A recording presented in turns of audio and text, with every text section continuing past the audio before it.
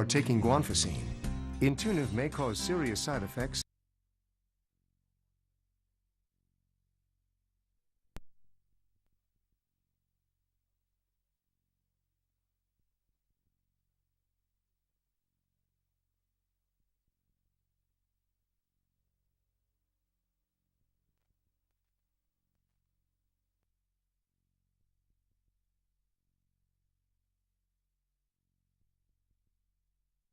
Potty, John, Lou, latrine, head, bog, the Oval Office, the porcelain throne, the toilet. No matter what you call it, Clorox has been trusted to keep it clean for nearly 100 years. Watch all new episodes of Clean House. Oh my God! Oh yeah! Wednesdays at 10 on Style. Before meets after. Tomorrow, there's only one episode left before the season finale of Ruby. Last week, Denny's words shocked her. You're just bold-faced lying. That pisses me off. This week, he'll say something that will take her breath away. I need you to do one thing for me. An all-new Ruby, tomorrow at 8 on Style. Before meets after.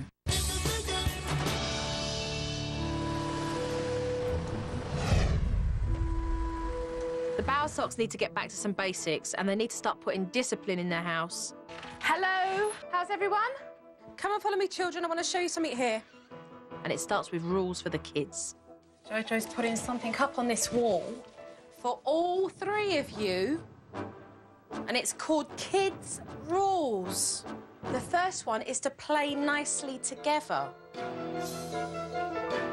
Speak kindly to each other.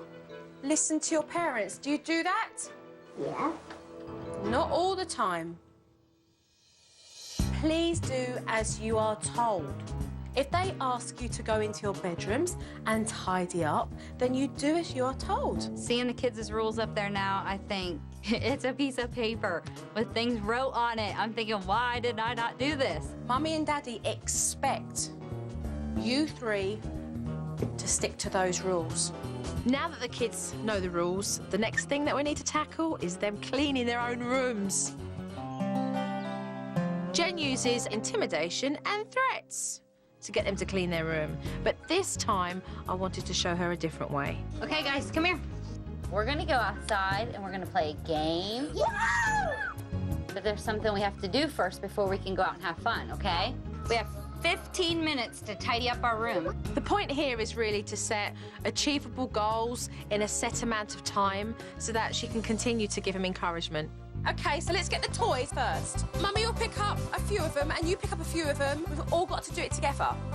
It's a start. It's showing that they are doing it. But always have something else to do afterwards so that they see there's give and take. All right. See? That was easy, wasn't it? 3 minutes. Compromise, you do the pillars, she does the throw. I'll do the pillows and you do your blanket. Can't believe it.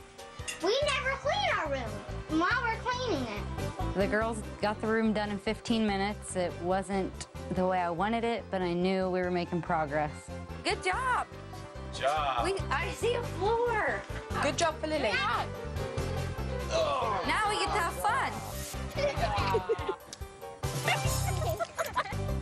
Are talking about a very serious topic, the unrest, the continued unrest in the Middle East, the problem with ISIS that we see specifically in Iraq and Syria right now. Always a pleasure to welcome in Dr. Jeremy Suri from the LBJ School of Public Affairs at the University of Texas. Thank you so much for coming in. My pleasure for being here. We've just been chatting about this.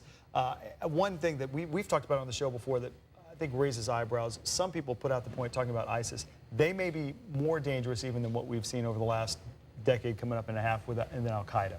I think that's right. I think for two reasons. First of all, they're trying to form a state which will become an empire in the region, which will give them a lot more power and access to many more resources. But more significant than that, their agenda is a truly global agenda, which is to say they want to bring terror, they want to bring their influence to all the infidel parts of the world as they see it. So that's incredibly threatening to us. They might have more capability than Al-Qaeda. Well, and we've seen them move and frankly have success very quickly in Syria and in Iraq. We've seen that over the last couple of months. Right, well, they're taking advantage of a power vacuum, something we discussed in an earlier show. With the recession of power in parts of Syria by the Assad government and the recession of American and other power in Iraq and the factionalism in that area, they've taken advantage of this. They're also recruiting, this is what's very scary, they're recruiting individuals from outside the region, including Australians, Brits, and Americans. People from Minnesota are going to fight with them. I believe 2 young men from the same high school even. Absolutely. So again, that is truly terrifying when we move forward.